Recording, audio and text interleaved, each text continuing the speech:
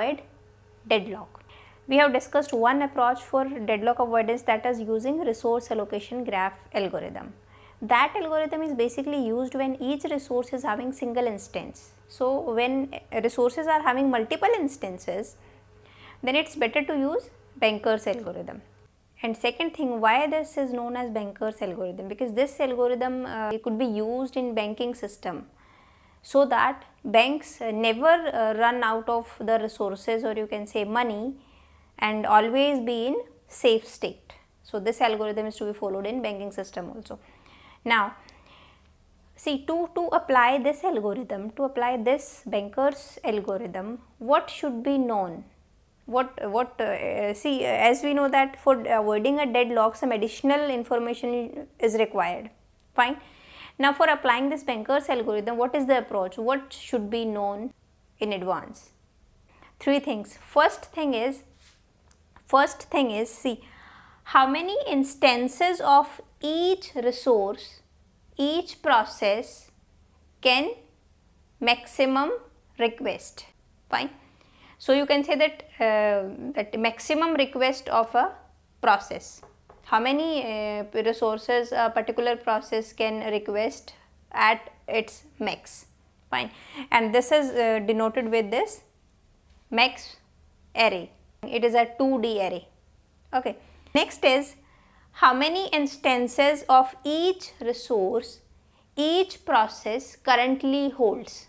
Currently how many resources each process is holding, or you can say allocation. This is known as allocation of resources. How many resources are currently allocated to each process. So that is should be denoted with this allocation matrix, or you can say it is a 2D array, allocation 2D array. And the third thing is how many instances of each resource is currently available in the system. Okay, and this is denoted by this 1D array, that is available. The name of that array is, we will take the name available. Fine. This is 1D array, this is 2D array, and this is, we will take 2D array when you will write the code for this Banker's algorithm. Fine. These three things should be known to apply Banker's algorithm. So now we will discuss Banker's algorithm with the help of this numerical. In exam they generally give you, consider the following snapshot, they will give you this kind of thing, and they will ask such type of question. They can ask what is the need matrix, and second thing is the system in safe state, and if yes, then you have to find out the safe sequence. Now what is safe state? When the system would be in safe state? If by applying Banker's algorithm you check if you are able to execute all the processes without going into unsafe state, then you can say that system is in safe state. And then you have to find out the safe sequence, in which order you execute these processes so that system remains in safe state. That is known as safe sequence. Fine. So first of all, we will find out need matrix. See, we have allocation matrix, we have maximum. Maximum means, see, we have discussed this in deadlock avoidance, that this additional information would be required to avoid deadlock, and that additional information is each process have to declare initially that how many number of resources it will need at max to complete its execution. So this is the maximum matrix for each of this process. See here, A, B, C, D are resource type. A, maybe you can consider CPU, B, printer, C, scanner, D is memory, something like this. And these numbers are instances of these resources. Means this allocation, see, P node has been allocated 0 instance of resource type A, 0 instance of resource type B, 1 instance of resource type C, and 2 instance of resource type D. So these are instances. Fine. And you are given the currently available after the allocation of resources to processes, how many number of resources, how many instances of each resource is available in the system. This is the current availability. Fine. Sometimes they can give you total number of resources in the system. They will not give you this available, they will give you allocation matrix, maximum, and then they will give you total number of resources available in the system, and then you have to find out available number of resources. Fine. How to find out this available? If total resources are given,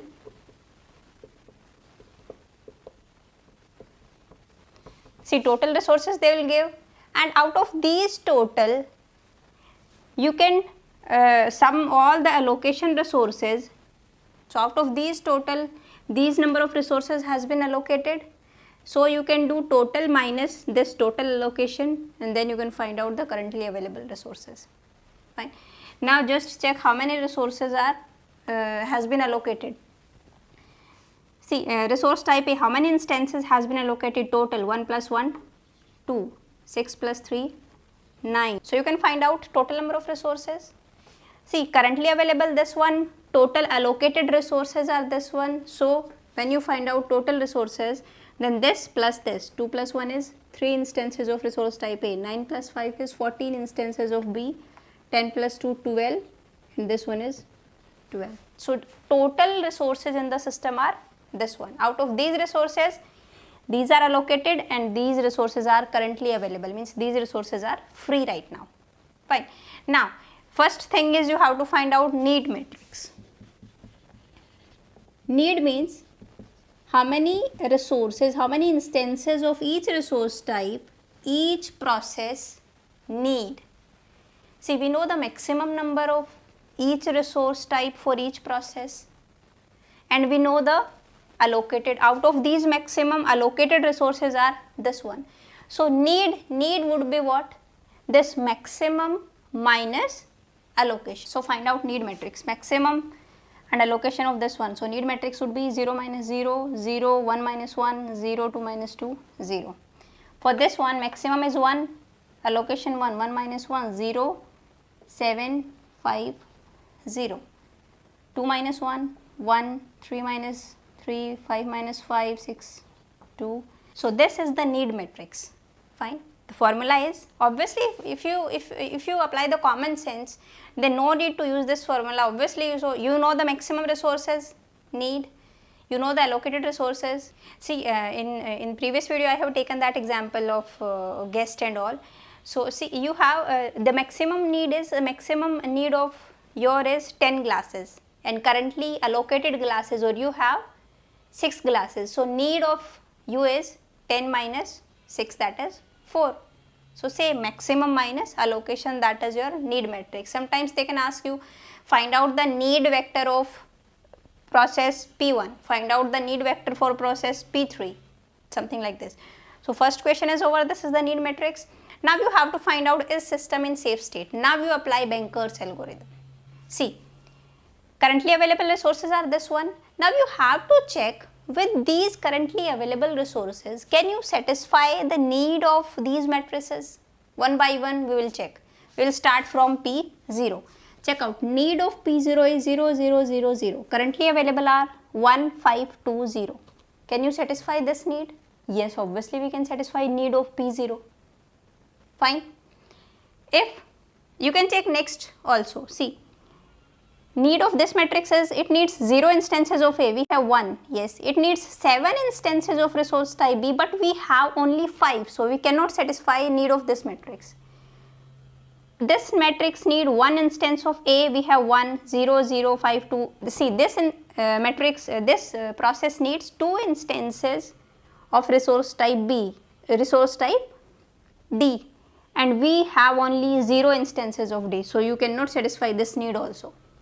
Next is 0, 0, C. This requires only 2 instances of resource type C. We have 2 instances, so you can satisfy this need also. System can satisfy this need also.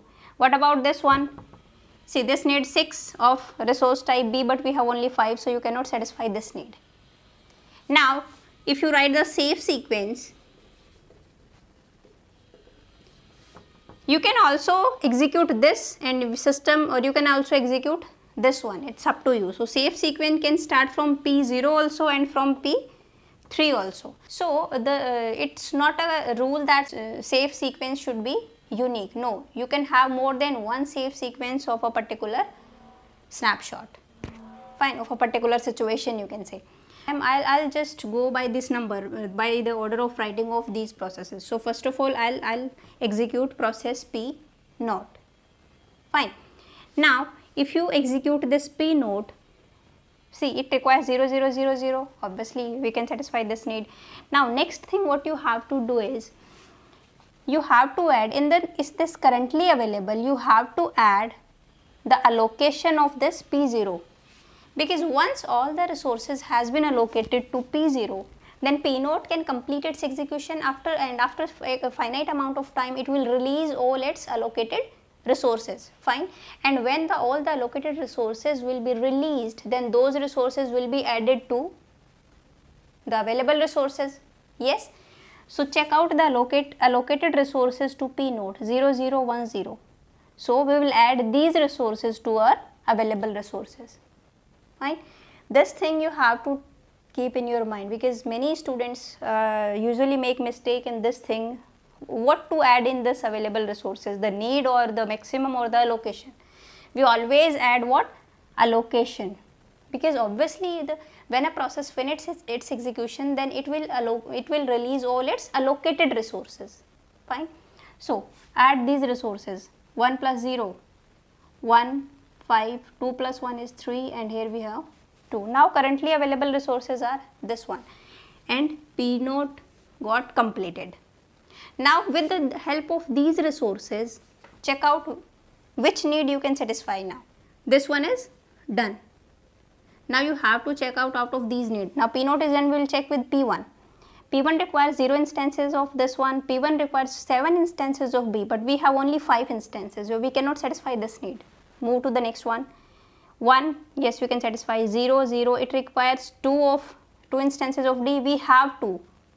So obviously we can satisfy this need, because currently available resources are greater than this one. Fine. Either greater than or equal to, then we can satisfy that need. So now I will write P2 in safe sequence. Fine. P2. Now these resources can be allocated from these available resources to P2. Fine. Now P2 will finish its execution and release all its allocated resources. Now what you have to do is, in these currently available resources, you have to add allocation, the allocated resources of P2. Allocated resources are 1, 3, 5, 4. So add in this one. 1 plus 1, 2. 5 plus 3, 8. 5 plus 3, 8. 4 plus 2 is 6. Now we are done with 2 processes. Now next, this one is done. Now check out for this need.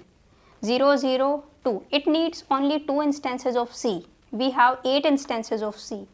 Then obviously we can satisfy this need. Fine. So next is P3. Now after these resources will be given to this process, then this process will finish its execution and release all its allocated resources. Now what you have to do is available plus allocation. 0, 2 plus 0, 2, 6 plus 8 is 14, 3 plus 8 is 11, 6 plus 2 is 8. Now this one is also done. Now remaining is only P4 and P1. Check out for P4. You can also check out for P1. It's up to you. That is why I am saying safe sequence can be more than 1. Fine. I am just going by the order of writing. 0. It needs 6 instances, we have 14. Yes, we can satisfy. It needs 4, we have 11. It needs 2, we have 8 instances. Yes, we can satisfy this need also. Now you have to check what? Now you have to do this currently available plus allocation resources, because after executing its process, after execution it will release all its resources. Then available would be 2, 14, 11 plus 1 is 12, 8 plus 4 is 12. Now P4 is also done, and the remaining is now P1. Obviously you can satisfy this need out of these available resources. Now when P1 finishes its execution, then it will release all its resources. Now add in these available allocation resources. 2 plus 1 is 3, 14, 12 and 12. So these are now total number of resources. Fine. See, and this is the safe sequence. You have executed all the processes. That is why you can say that without going to unsafe state, you are, with the help of these available resources, you are able to fulfill the need of all the resources. So you can say that system is in safe state. So answer is yes, and the safe sequence is this one. Now you can tell your answer. See, total available resources were 3, 4, 14, 12 and 12. And now after executing all the processes, the resources available are 3, 14, 12 and 12. So this and this one is same. So you can say that you are going right. So this was the safe sequence for this numerical. Now if you write the Banker's algorithm in step by step, then how you will write this Banker's algorithm, or you can say safety algorithm. See, first of all, what is the input for this algorithm? Input should be number of processes should be given. Second thing is, out of these three, allocation, matrix or need, out of these three, any two should be given. See, any two out of three, maximum, need or allocation. See, in this numerical only allocation and matrix was given. Sometimes they can give you allocation plus allocation and need. So you can find out maximum. You just do allocation plus need and you will find out maximum. Or they can give you maximum and need and you can find out allocation. How? Maximum minus need, that would be allocation. So any two of these three. Third thing is available, either available given or total number of resources should be given. Either available or total number of resources. Fine. Now, so what is the first step? In first step, we just when you will write a code, then you will take a flag variable, and that flag variable should be 0 for all the processes. Flag of I should be 0 for all the processes, and I should be from 0 to n minus 1. Here n is what? N is number of processes. So flag of all the processes should be 0 initially. Fine. Next thing you will find out need matrix, or you can say if these two are given, then you will find out maximum, but generally they give allocation and maximum. So find out need matrix. Need of n m, m is number of resources, so need would be 2D array, maximum would be 2D array, and allocation is also 2D array. Now how to find out need matrix? Maximum minus allocation. Fine. Next step is, now after finding this need matrix, what we have done, next step is what? Find a process Pi such that flag for that process is 0. Fine. When you write the code, then you write something like this. You can write a for loop for I is equal to 0 to n minus 1, and you will find out a matrix. If flag, you can write down this situation, if flag is equal to 0 and need of that process, need of I is less than equal to available. Fine. See, need, here we are able to satisfy this need because this need was less than, or you can say equal to the available resources we have. So flag should be 0 plus second condition is need should be less than equal to available for that matrix. Fine. Next step is, if such process exists or if such I exist, then what you do? Then what we have done? In this case, we find out that we are able to fulfill this need. So this kind of I exists, right? If this I exists, if this true, then what you will do? You will do flag for that matrix 1, or you can say true, and what you will do? Available plus the allocation. Here you can write allocate, or you can say allocation of that process. Fine. This two thing you will do, and again go to step 2. Find a process Pi such that these conditions are true, because see, we have done for P1, then we have done for P0, then when P1, then P2, P3 and P4. So again we will repeat these steps. Fine. Until what? Until flag of all the processes becomes 1, because if flag is 1, then you can say all the processes has been executed and you reach to a safe state and you find out a safe sequence. So go to step 2. Otherwise go to step 4. What is the fourth step? So finally the fourth step is, here I guess you will write 1. Fine. If flag of I is equal to 1 for all the matrices, for all the processes, or you can say for all I, then you can say system is in safe state. Otherwise unsafe state. Fine. So we will repeat this loop. Repeating means, obviously when we are solving this example, after execution of P0, we have examined this P1, then P2, then P3, then P4, P5, like this. Fine. So we'll repeat this loop, and after executing all the processes, just check if flag of all the processes is 1, it means all the processes has been executed successfully, then you can say system is in safe state. Otherwise, if any of the process is having flag 0, then you can say the system is in unsafe state. Okay. So this is how you can write down Banker's algorithm. You can modify it according to yourself. You can just take a flag, instead of flag you can write down F and something like this. Fine. This is, or you can say this is safety algorithm. In Galvin also it is given, but they have taken some work and finish. So you can also go for that thing. Now the time complexity for this Banker's algorithm is theta n square m. Here n square means number of processes and m is number of resources. The time complexity would be theta n square m. Fine. So in next video I will discuss with you one more numerical, and we will discuss one more algorithm that is given in your Galvin also, that is resource request algorithm. We will discuss that algorithm with an example. Fine. So I will see you in the next video. Till then, bye bye, take care.